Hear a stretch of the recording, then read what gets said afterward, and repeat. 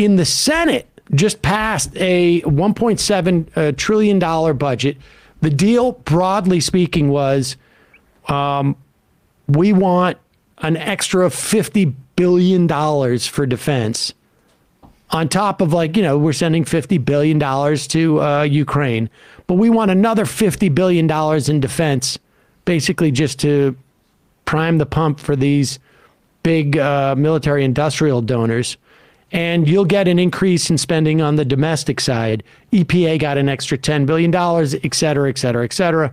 Still less domestically, the total that we spend, of course, than what we spend. It's America. Yeah, I know, I understand, but I always bring this up. Bernie Sanders' College for All plan, I think, is like $48 billion a year. So virtually identical to the increase in just 1 year to the military spending. And let's be clear, that's 1 year, but that $48 billion is going to be in it next year. Mm-hmm. They're going to add to it probably, but that's that's like taking a separate program and say, we're going to start another program that's going to cost $50 billion a year on top of the other $800 billion that's already there.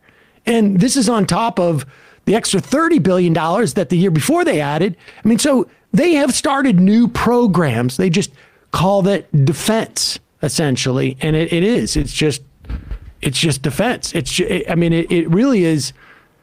It's stunning. And the amount of debate that's associated with it. Now, of course, you get these Republicans who, they don't really have a problem with the defense. They have a problem with spending. And at the end of the day, it's really the thing that they would want to cut is anything on the domestic side. So you got to take that with a grain of salt. But here is Mike Lee. They are pissed because there was like a dozen at least Republicans that voted for this. And, it's really just a function of, like, there's a storm coming. We really want to get out of D.C. I mean, when you start to contemplate how much of the trajectory of this country is a function of, like, the plane rides that the senators have to take, it's crazy. But here's Mike Lee. Lee, just the last point here. I think Rand Paul put his finger on it. He was on our show a couple nights ago. He said GOP has lost any power of the purse, and he said the GOP has emasculated itself. This is not a good episode for the Republican Party. Emasculated itself.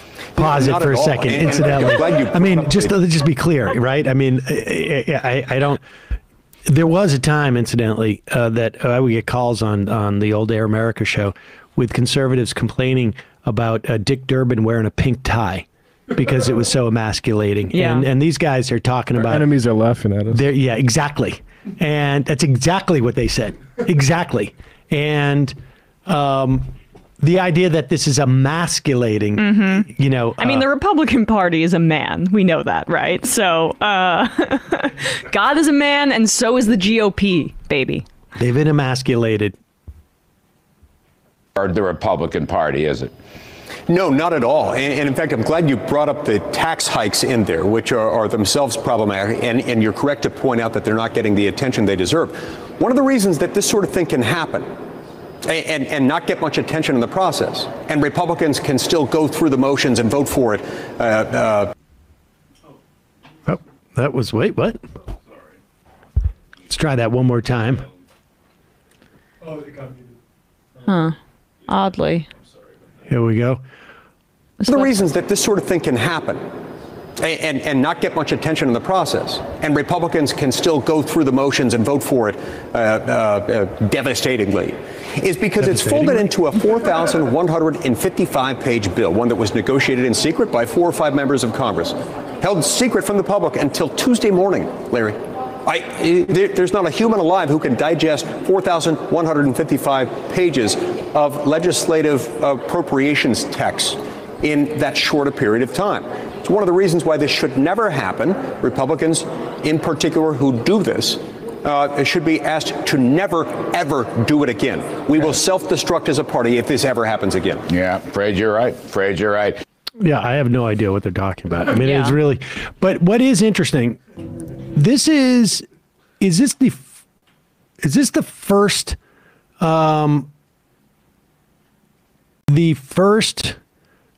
it's not the first, but it's pretty close, a budget to be passed with earmarks. because the earmarks were returned. I think it was what was it a year or two ago when it was when Biden came in. Yes. And earmarks makes a big difference. Big difference in getting this stuff passed. I think Leahy, who sits on the Appropriations Committee, got $200 million, but Alabama got some as well. Yeah, got $600 million. Yeah. For Alabama, and that's how these things happen. And if you look at the here's Marjorie Taylor Greene talking about the 18 Republican traitors. You know, I remember back when the ACA, they were saying like there shouldn't be a bill that is more than 10 pages long. It's the dumbest sort of brain dead talking point. You have staffs. Yeah. Like, you know. But it is the case that we're not going to know all the things that are in this until there's reporters out there. Now, let's be honest. Most Americans will never know what's in this because they don't care. Okay, but here, go back up to those names. They don't care what's in it. And so they're not even going to read when, David Dayen at the American Prospect breaks down the things that are we don't like or do like in that bill. And somebody at the the National Review looks at the things that they do or don't like, et cetera, et cetera.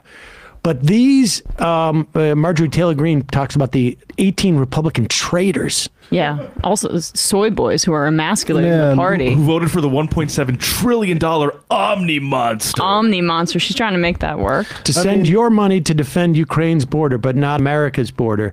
There is $50 billion in there. And we should be clear, just so that if people get mistaken, we do not have a massive military force that is invading this country and having annexed like parts of Texas or other states, which, there's an argument for something like that maybe would not necessarily be a bad thing. But it's a bit of understated to say what is going on in Ukraine is a border issue. Yeah, I would say that's like... a bit minimizing. It's a border dispute.